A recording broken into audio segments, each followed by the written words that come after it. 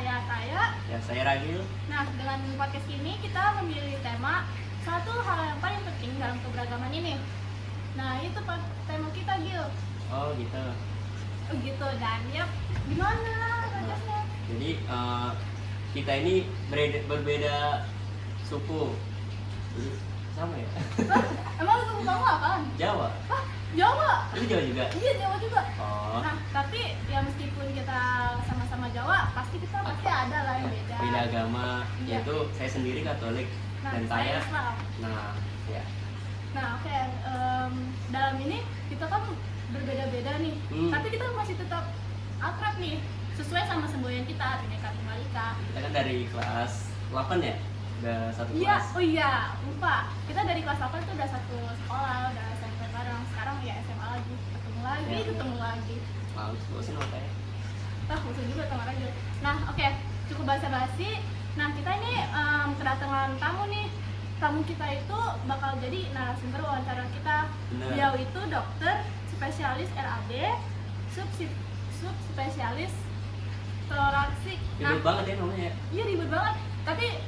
Tapi hebat juga ya beliau ya. Berarti pendidikannya beliau juga bagus banget.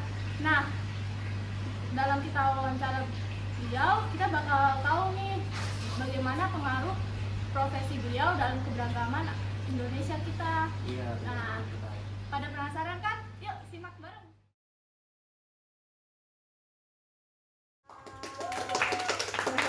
Oke, karena kita udah kedatangan tamu spesial kita, Tante boleh perkenalan diri dulu gak? Boleh, oke. Selamat siang semuanya. Perkenalkan Siang. dulu ya. Iya.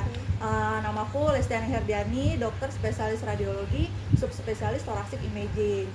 Untuk saat ini aku praktek di Rumah Sakit Mitra Keluarga Jati Asih, Rumah Sakit Mas Mitra Pondok Gede, dan Rumah Sakit Terus Kasih di Cililitan. Banyak juga ya. Keren banget Iya. ya. Keren-keren. Oke, Keren-keren. segitu dulu kali ya. Iya.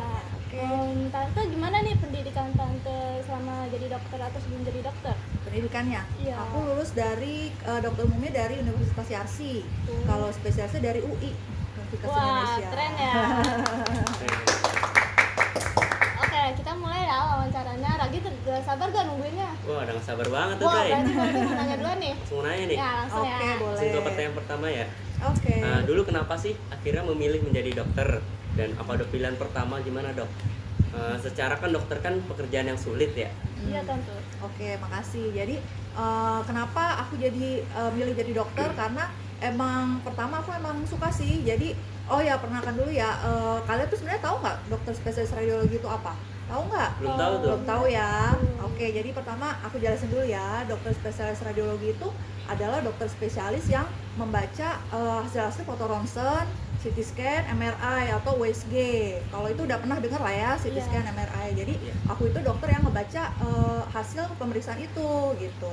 Nah, makanya kenapa aku tertarik, karena menurut aku itu sangat menarik banget ya. Jadi kita tuh bisa ngelihat tubuh manusia dengan pemeriksaan tersebut. Nah, pemeriksaan itu kan tidak invasif, jadi menurut aku keren aja gitu. Jadi kita bisa lihat nih, oh ternyata misalnya kamu nih kayak begini.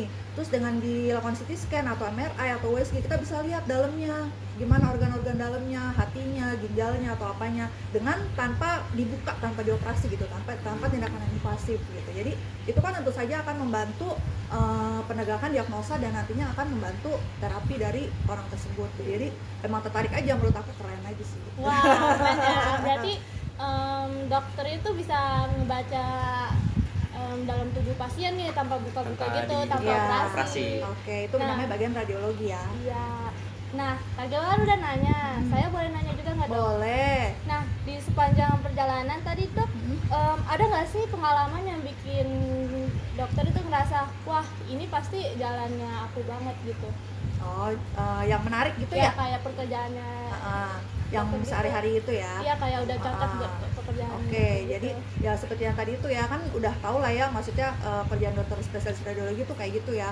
Nah, yang itu tuh menariknya tuh kadang tuh kayak teka-teki aja gitu. Jadi tiba-tiba ada orang dateng nih, sakitnya misalnya ternyata sakit di perut kanan. Nah, itu kan kadang kita masih bingung ya gitu, ini kanan ini kan banyak, apa ada batu atau ada tumor atau apa gitu, dan organnya di sebelah kanan kan banyak. Nah, itu ketika habis, jadi kayak pas udah dilakukan pemeriksaan radiologi, terus kita kayak, oh ternyata udah tahu nih penyakitnya itu kan jadi kayak memecahkan teka-teki gitu loh. Jadi kayak wah ini seru gitu loh. Ternyata sakitnya kayak gini gitu. Padahal ternyata mungkin awalnya dia tuh mengira misalnya keluhannya pasien kencing darah gitu. Kan mungkin dikira batu nih, ada batu ginjal gitu. Tapi ternyata pas lah diperiksa lebih lanjut di radiologi, ternyata dia ada tumornya gitu. Tuh jadi kayak keren aja gitu, kayak teka-teki gitu. Dan iya, dan selain itu aku juga emang suka gambar ya, masih suka gambar, suka menganalisa gambar. Dan radiologi ini kan kerjanya tuh ngelihat gambar gitu. Jadi ngebaca CT scan itu kan jadi ngelihat gambar ya, 3 dimensi gitu kan. Jadi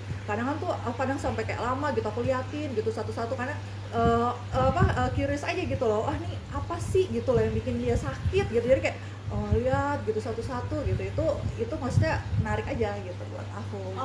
Oke. Jadi dari dokter jelasin, berarti yang bikin dokter ngerasa itu pekerjaannya dia itu dari semangatnya dia ya, dalam menganalisa gambar sama pendidikannya. Terus kita semoga aja nanti kita dapat pengalaman kalau misalnya kita punya pekerjaan yang cocok buat kita nih, Gil. Amin. Semoga enggak pengangguran. Jangan Jangan dong sampai ya. Iya.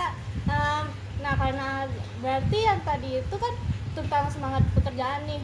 Nah, itu kira-kira gimana sih dokter cara biar ada semangatnya gitu? Apalagi kan dokter itu jamnya banyak kan. Oke, semangat buat ini ya sehari-hari ya. Iya. Jadi kalau menurut saya sih semua orang tuh pasti inilah ya ada up and down-nya ya. Maksudnya bukan khusus profesi dokter aja ya. Semua profesi sih pasti menurut aku tuh akan selalu ada up and down-nya, ada semangatnya naik lagi tinggi, terus nanti ada juga lagi menurun gitu. Bahkan mungkin bukan orang kerja aja ya, mungkin kalian juga yang masih sekolah nih pernah juga lah ngerasain ya, namanya misalnya males bangun pagi nih, nggak semangat nih gitu kan, pasti kan ada kayak gitunya ya. Solusinya gimana Tante? Nah, kalau dari aku sih, jadi kan kita ini kan sebenarnya ada hari liburnya.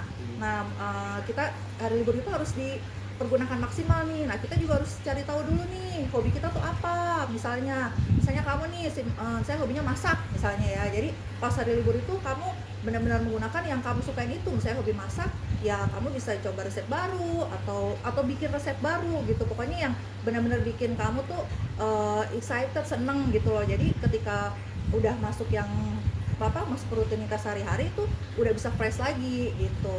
Jadi harus digabung juga sama hobi kamu apa. Dan kalau saya ya, karena saya kan kerjanya baca-baca foto gitu ya. Jadi kalau pas lagi hari libur tuh saya benar-benar nggak mau diganggu. Maksudnya kayak benar-benar kalau hari libur tuh benar-benar stop gitu, karena memang hari libur kan gitu. Jadi emang biar tuh itu waktu yang kita untuk nge-charge energi dan semangat kita gitu. Jadi emang benar stop. Jadi pas ketika masuk lagi ke rutinitas berikutnya, dia tuh ada kayak perasaan kangennya gitu, ada kayak perasaan gue balik lagi ke rutinitas ini. Misalnya kalau kayak kalian kan anak sekolah, gue balik lagi nih ketemu teman-teman gue, ketemu teman-teman guru gue atau apa gitu yang menyenangkan lagi tuh kembali terlihat gitu dengan kita break dulu gitu.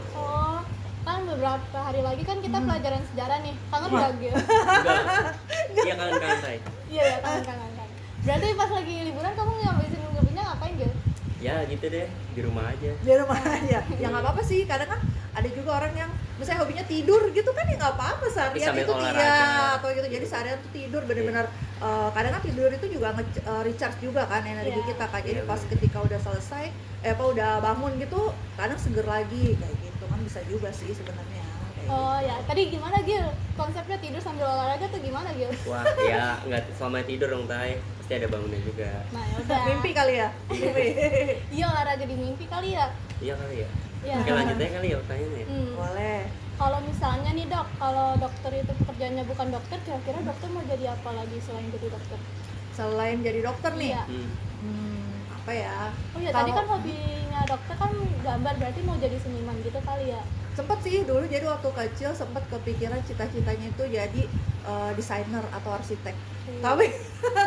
Tapi ya itulah mungkin jalan hidup ya, terus kalau arsitek itu mikirnya dulu kayaknya terlalu banyak hitung-hitungnya gitu. Paling itu sih arsitek sih, kalau desainer sih kan sampai sekarang masih berhubungan dikit-dikit ya sama gambar-gambar gitu, jadi kadang sih masih agak-agak gini sedikit lah gitu. Tapi dulu tuh waktu kecil banget tuh cita-cita pertama tau nggak apa? Mau jadi pramugari. Karena kayaknya seru aja gitu, bisa pergi-pergi kemana-mana gitu kan, bisa pergi kemana-mana, gratis gitu kan, sambil kerja malah dapat uang tapi bisa jalan-jalan, bisa explore tempat lain gitu, kayaknya seru aja. Nah, waktu pertama kali itu cita-cita pertama anak kecil. Ragil dari tadi diem mulu deh, kepikiran apa sih? Nah nggak tahu nih, lagi pusing banget. Pusing banget sih. Dari tadi perjalanan jauh banget. Ya berarti Hampir perjalanan 30 kita menit. masih jauh ya. Iya. Lagi kita masih SMA lagi. Waduh. Oke, Ragil kamu mau nanya Boleh, apa nanya. nih? Iya, iya. Nah pertanyaan selanjutnya nih, jadi dokter di Indonesia tuh gimana sih rasanya dok? Nah apalagi kan dengan banyaknya perbedaan suku budaya di sini. Iya dok. Oke. Jadi di Indonesia ini ya, Indonesia ini kan memang luas banget gitu ya. Indonesia ini luas banget, terus punya banyak ras, suku, etnis yang sangat-sangat beragam gitu ya. Ya ininya sih kesannya sih ya seru aja sih, unik gitu. Jadi dulu kan aku pernah beberapa kali tuh tugas di daerah yang terpencil lah gitu ya, di Sulawesi pernah, di Ambon pernah, di Sumatera pernah, pokoknya yang bukan kota lah gitu ya. Nah itu tuh serunya sih ya ini, kalau ketemu pasien yang apa tuh namanya nggak bisa bahasa Indonesia, itu tuh masih banyak loh di pedalaman itu, apalagi kalau yang udah lansia gitu, tuh dia bener-bener sama sekali nggak bisa, bener-bener nggak bisa sama sekali. Jadi nah itu tuh kadang sih ya menariknya sih gimana nih caranya supaya bisa ngerti gitu loh, karena kan dia sama sekali nggak ngerti. Kita mau ngomong apa misalnya, Pak ini nggak sakit nggak sini, diem aja atau nggak ngerti atau apa gitu. Nah ya palingan ya kita ini harus cari apa namanya nakes yang bisa bahasanya dia gitu, yang bantu komunikasinya gitu. Itu tuh ini sih apa ya, itu karena kita keragaman, karena Indonesia luas banget kan, jadi sampai ada terjadi perbedaannya kayak gitu. Kalau di sini kan mungkin di Jakarta kan mungkin orang kita mungkin bahasa Indonesia pasti bisa banget lah gitu, nggak mungkin lah nggak ada yang nggak bisa bahasa Indonesia kan, malah mungkin udah canggih lah, semua bahasa asing juga pasti pada pinter kan gitu. Nah sedangkan di yang pedalaman itu aja masih banyak yang bahasa Indonesia aja, bahasa persatuan kita nih nggak bisa gitu, paling kayak gitu sih. Itu yang nggak enaknya. Tapi kalau enaknya ya Bisa belajar bahasa baru ya? iya, jadi ngerti bahasa baru, jadi ngerti apa tuh namanya ininya mereka gitu, apa namanya kebiasaan mereka yang kadang mungkin unik ya, karena budaya tiap daerah itu kan sebenarnya unik. Kalau memang bisa mau kita gali itu sebenarnya banyak kan, dan malah bagus gitu kan, unik gitu. Tante bisa contohin nggak salah satu bahasa? Waduh, bahasa apa ya? Ya, Sulawesi coba. Aku kalau aku ngomong nggak bisa, kurang bisa. Tapi kalau ada orang ngomong ngerti, paham gitu, lama Iya, udah iya. paham, karena kan oh dia ini gitu, apa gitu, nanti ngerti gitu. Jadi aku ngomong nggak bisa. Tapi kalau ada orang ngomong sedikit ngerti lah gitu, ada beberapa gitu. Lanjut aja nih. Oke. Kalau ada anak muda yang pengen jadi dokter, apa sih saran yang paling penting yang bakal dokter kasih buat mereka semua itu? Saran-sarannya ya, kamu jadi dokter? Enggak. Kamu jadi dokter nggak? Mikir-mikir masih? Iya, mikir-mikir banget. Namanya juga anak SMA ya, Gil? Masih labil. labil ya, masih ini. Emang kamu mau milih apa, Gil? Kalau aku sih kalau bisa ya jadi pilot ya. Oh jadi Jadi pilot. pilot. Bagus Penerbang. juga. Oke, jadi apa ya, kalau saran-saran buat anak muda yang mau masuk kedokteran ya, sebenarnya sih modalnya jadi dokter itu cuma dua kalau menurut aku ya. Yang pertama itu rajin, yang kedua itu nggak mudah menyerah gitu. Sekarang kan banyak yang ngomong jadi dokter pasti pintar segala macam gitu ya. Sebenarnya pintar itu relatif ya, jadi bukan bukan harus pintar, harus ini, karena pintar itu kan relatif. Dan yang lebih penting itu tadi, rajin. Karena sebenarnya kalau kita mau masuk kedokteran pas awal-awal aja itu susah. Jadi karena kan dunia kedokteran itu ibaratnya dunia yang baru gitu ya, jadi semuanya tuh banyak nama-namanya tuh pakai Latin, nama tulang, nama organ-organ itu kan banyak pakai Latin semua kan. Kita tuh asing gitu, nggak biasa gitu dengar itu. Nah itu yang memang susah gitu. Jadi makanya kita harus rajin baca lagi. Pasti itu kalau kita ngulang lagi pasti kan lama-lama kita biasa dan lama-lama kita hafal sendiri. Nah nanti untuk ke belakangnya itu biasanya lebih mudah. Jadi pasti itu awal-awal itu agak susah gitu. Makanya perlunya rajin sama nggak boleh menyerah. Sebenarnya kuncinya itu aja. aku dulu juga waktu awal-awal juga ini susah juga waktu setahun awal jadi apa masuk ke dokteran umum sama pas spesialis itu 6 bulan lah, itu hampir setiap malam nangis karena apa, karena kayak apa, aduh ini bisa nggak gitu ya, ini bisa nggak sih, kok gue nggak ngerti gitu, kayak kok gue nggak ini sih gitu. Nah ya, tapi ya itu makanya pentingnya kedua nggak boleh menyerah gitu, jadi ya jalanin aja gitu, jalanin aja, nanti juga apa kalau kita udah biasa, kita udah udah bisa ngikutin alurnya, nanti ke depan pasti insya Allah bisa lah gitu, nanti ke depan itu akan lebih gampang, apa ke belakang itu akan lebih mudah gitu. Paling sih itu. Nah gitu Gil, semangat Gil jadi pilotnya. Pasti, tapi kayaknya profesi lain juga mungkin, pilot juga mungkin gitu ya, pasti semua tuh akan terasa susah ketika di awal-awal, makanya mungkin kalau mau jadi pilot juga kan mungkin apanya gitu ya, awal-awal kita nggak ngerti sama sekali kan, mungkin apalah perhitungan apa navigasi mesin atau cara-cara apa mengoperasikannya atau gimana gitu kan, pasti hal baru ya buat kita ya, kecuali ya pasti hal baru lah karena kita kan dari ini kan, dari sekolah SMA gitu. Mungkin lain kalau misalnya emang sudah dari awal sudah masuk ke penjuruan atau apa gitu, mungkin bisa lebih mudah gitu. Paling itu aja sih, rajin dan jangan mudah menyerah Gitu. Oh ya, dari tadi kan kita udah ngomongin nih tentang keberagaman di Indonesia, jadi sama pengaruhnya sama profesi tante kan. Nah kira-kira tuh pertanyaan saya sih, di zaman sekarang nih, apa sih hambatan yang apa aja ya hambatan buat kita yang tetap saling rukun gitu? saling Hambatan. menghargai ya satu Iya. sama lain.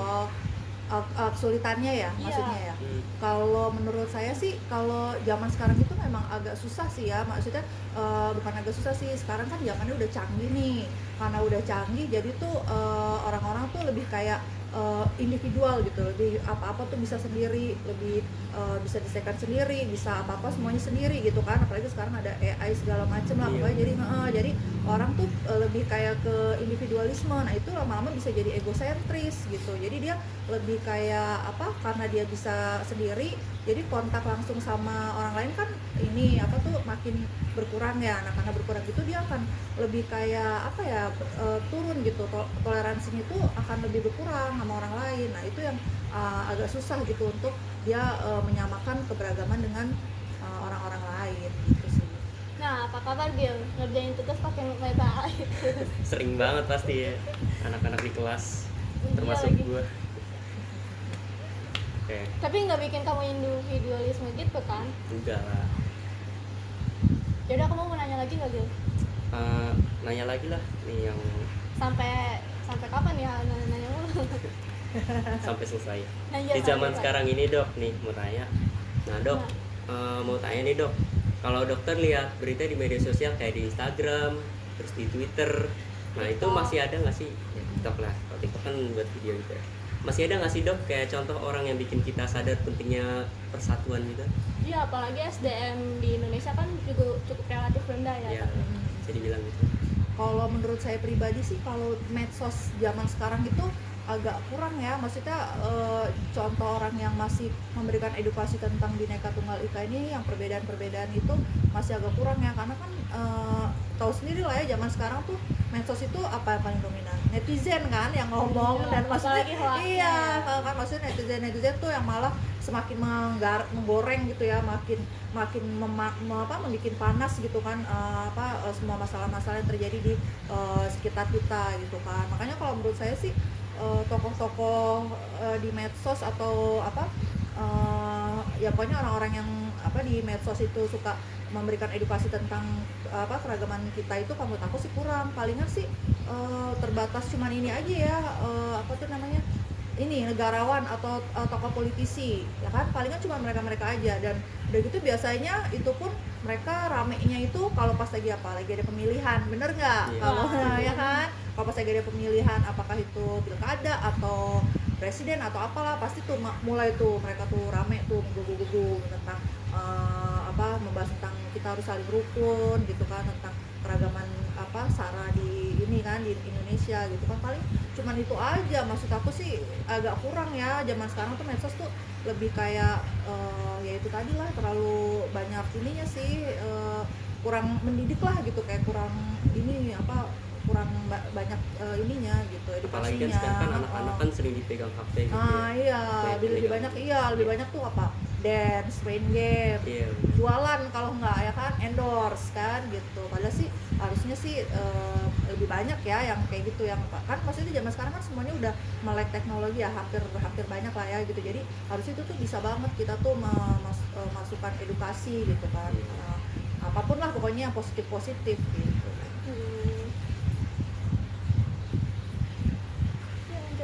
Lanjut lagi ya tante. Kalau misalnya nih ada konflik nih gara-gara perbedaan atau enggak keragaman yang berbeda gitu, kira-kira yang bakal tante lakuin itu apa biar nggak makin ribet gitu atau biar konfliknya itu nggak makin panas gitu, apalagi soal medsos yang tadi kan banyak banget ya itu yang netizen yang kayak Makin ini War-war makin gitu. Iya, makin panas. makin manas-manasin gitu iya ya. panas-panasin. Kalau misalnya ini konfliknya nih ini dulu maksudnya siapa dulu nih kalau misalnya konfliknya itu terjadi di medsos kan mungkin kita nggak kenal langsung sama orang yang apa tuh namanya orang yang bertikai itu ya mungkin paling kan kita ya jangan minimal kita tuh tidak ikut manas-manasin gitu, kita nggak ikut ngompor-ngomporin gitu, nggak ikut bikin itu semakin runcing gitu. Tapi kalau misalnya konteksnya itu apa terjadi sama diantara orang yang di sekitar kita kan mungkin kita kenal ya bisa itu mungkin kita bisa masuk menasehatin kayak misalnya si A nih berantem sama B ya palingnya nanti kita bisa nih ngomong sama si A pelan-pelan kasih tahu lah sudut pandang yang dari B ini gitu, jadi si A ini bisa mengerti gitu, bisa apa tuh namanya bisa ngerti lah sudut pandang si B ini kenapa dia bikin kayak begitu gitu sampai mereka berantem gitu. Dan juga sebaliknya kita pelan-pelan bisa bilang sama yang B ini sebenarnya si A ini kayak gini kok gitu, jadi biar mereka tuh bisa sama-sama saling terbuka lah gitu, bisa memahami adanya perbedaan atau apa gitu sehingga mereka nggak saling berantem lagi palingan gitu sih. Oke dok, mau nanya lagi dok, gimana sih rasanya dokter kalau kerja bareng sama temennya nih, tapi orang-orang yang berbeda latar belakangnya, apa justru jadi saling melengkapi gitu? Oh di dunia kerja ya, Iya, maksudnya di dunia kayak kerja. misalnya di tim kerja apa sama dokter atau apa teman-teman Sama kerja rekan ya ya. rekan kerja gitu Iya. ya, yang dari apa Latar beda belakangnya latar beda. belakang beda. Oke palingan ya benar sih memang sih itu perbedaan ya benar memang itu perbedaan itu harus saling melengkapi kayak tadi itu ya yang bagus itu perbedaan itu saling melengkapi ya bukan saling merusak apa saling menghina atau ini gitu kan, yang benar itu memang saling melengkapi ya. Kalau aku sih ini aja ya itu tuh gimana caranya perbedaan itu kita bikin menjadi sesuatu yang lebih berguna. Kayak contohnya nih misalnya aku punya temen di daerah yang asalnya dari daerah A gitu yang mana mungkin dia itu daerahnya itu tuh penghasil kopi misalnya yang bagus gitu kan. Nah, itu kita manfaatin aja, pasti kita bikin nih kita suruh nih dia kirim kopi yang bagusnya itu yang khusus dari situ tuh dari daerah yang terpencil itu ya, di sini mungkin belum ada, kita bisa jualan kopinya, kita bisa bikin kedai kopi atau apa, itu kan maksudnya malah jadi sesuatu yang positif banget gitu ya dengan kita punya kenalan yang orang sana gitu atau adanya kolaborasi ya gitu jadi ya. jadi kita bisa malah kita manfaatin aja sesuatu itu kan nggak masalah ya, mesti kita kan manfaatin, kita sama-sama untung dia juga untung, jadi kan kita sama-sama happy gitu ya. Atau enggak misalnya nih di daerah mana kita punya teman di daerah X gitu yang dia punya kerajinan rotan atau apa gitu yang bagus, nah udah kita sama-sama buka bisnis atau apa kayak gitu ya kan, itu sebenarnya bisa gitu. Itu yang kalau dari segi bisnis atau usaha gitu ya yang lebih formal gitu. Nah kalau misalnya yang dari segi informal sebenarnya bisa juga dimanfaatin gitu dengan teman-teman yang beraneka ragam itu ya. Jadi kayak misalnya kita punya teman dari daerah A gitu ya, nah suatu saat nih kita misalnya mau liburan atau ada acara kita mau ke daerah A ini, nah kita kan jadi bisa nanya-nanya kan sama yang si A ini, di tempat lu tuh yang apa makanan enak tuh apa gitu, atau enggak tempat yang tempat wisata yang lagi hits nih atau apa gitu kan, apa gitu. Pasti kan beda ya kalau dengan kita browsing sama emang orang yang asli dari daerah itu, pastinya tentunya akan beda gitu. Apalagi dia teman kita kan, dia nggak mungkin ngasih kita yang ini kan ngasih kita yang salah lah gitu informasinya gitu. Jadi ya itu aja, misalnya kita punya teman yang banyak perbedaan itu, malah kita ini aja, kita bikin gimana caranya perbedaan itu sama-sama jadi positif gitu, sama-sama positif buat kita semua, paling gitu sih. Nah udah nih pertanyaan yang kayak soal kaitannya soal profesi dokter ya. Hmm. Nah kira-kira kata-kata apa sih dok yang bisa buat jadi nasihat nih atau enggak harapan dokter nih buat anak-anak di Indonesia atau enggak masa depan nanti untuk tentang keberagaman Indonesia? Oke, harapannya ya, harapan tentang keragaman budaya di Indonesia ya. Ya harapannya sih inilah ya, maksudnya pengennya sih semuanya itu tuh toleransi kita itu semakin bagus gitu ya, dan kita sadar dan kita toleransi bahwa di Indonesia ini kan gede ya, maksudnya negara yang besar memiliki banyak sekali etnis, ras dan budaya yang sangat beragam gitu ya. Pengennya sih tentu saja itu toleransinya itu kita semakin meningkat gitu, karena apa, kadang kan sebenarnya toleransi yang rendah itu kadang kan memicu ini loh, nepotisme gitu. Wah, Jadi iya, karena jadi kadang misalnya di daerah tertentu itu ini biasanya sih yang di pelosok-pelosok ya, yang lebih kecil gitu, di daerah terpencil itu biasanya tuh pasti tuh posisi-posisi itu tuh kadang kan udah didominasi sama orang-orang yang dari situ gitu. Jadi ketika ada pendatang, ada orang yang datang ke daerah tersebut, terus dia mau cari kerjaan gitu, kadang kan tuh udah langsung kayak di-cut gitu loh, kayak ini nggak mau karena dia bukan dari daerah tersebut gitu. Jadi kan padahal sebenarnya mungkin yang pendatang itu tuh sebenarnya lebih capable gitu, lebih berkualitas dibanding yang orang-orang di situ gitu. Nah itu kenapa? Karena orang-orang itu mungkin toleransinya itu kurang gitu loh. Harusnya kan padahal ya maksudnya ya fair aja gitu loh ya, kan kita ya jangan kayak gitu loh ya, sama aja gitu. Karena apalagi kalau itunya tuh umum gitu, maksudnya yang bidangnya itu tuh umum gitu. Jadi kan maksudnya nggak apa-apa lah gitu, orang dari daerah lain itu kan nggak masalah ya, jangan cuman karena dia dari daerah lain terus langsung nggak boleh gitu. Apalagi kalau bidang umum, kecuali mungkin kalau misalnya memang kerjaannya itu memang yang harus dari putra daerah tersebut gitu, kayak misalnya mungkin tarian atau apa yang memang harus dari putra daerah tersebut, mungkin boleh lah, orang lain nggak boleh mengisi itu jabatan gitu ya. Tapi kalau misalnya memang jabatan itu terbuka untuk umum gitu ya, memang lebih mengedepankan intelektualitas atau apa gitu, itu kan harusnya bisa gitu dari mana aja gitu. Makanya mudah-mudahan sih lebih ini ya, toleransi antar suku, ras dan agama di Indonesia tuh lebih bagus lagi gitu. Itu aja sih harapan ke depannya. Wah, kamu baru tahu kalau misalnya di pelosok itu banyak banget yang kayak namanya nepotisme. Kadang kayak begitu juga, makanya kadang susahnya, padahal sebenarnya di Indonesia itu kan pengennya kan merata jadi dari yang kota-kota ke kecil gitu. Tapi kan kadang-kadang kalau ada pendatang itu kadang ini maksudnya ada juga yang kayak gitu. Jadi mungkin dia ngerasa udahlah ini kan ya itu tadi lama-lama jadi menjurus ke nepotisme kan, karena kan ya udah nih saudara gue aja, keluarga gue aja yang ngasih, jadi kan kayak gitu. Padahal sebenarnya itu nggak boleh kan gitu, harusnya lebih objektif lah. Apalagi kalau ya itu tadi, apalagi kalau yang posisinya itu lebih umum, yang lebih mengedepankan intelektualitas gitu kan, yang bisa semua orang tuh harusnya bisa memiliki kesempatan yang sama gitu.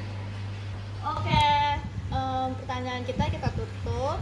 Jadi kesimpulannya atau yang kita ngomongin hari ini tuh kita tuh ngebahas nih pentingnya keberagaman budaya atau ras atau budaya ras atau enggak agama yang ada di Indonesia.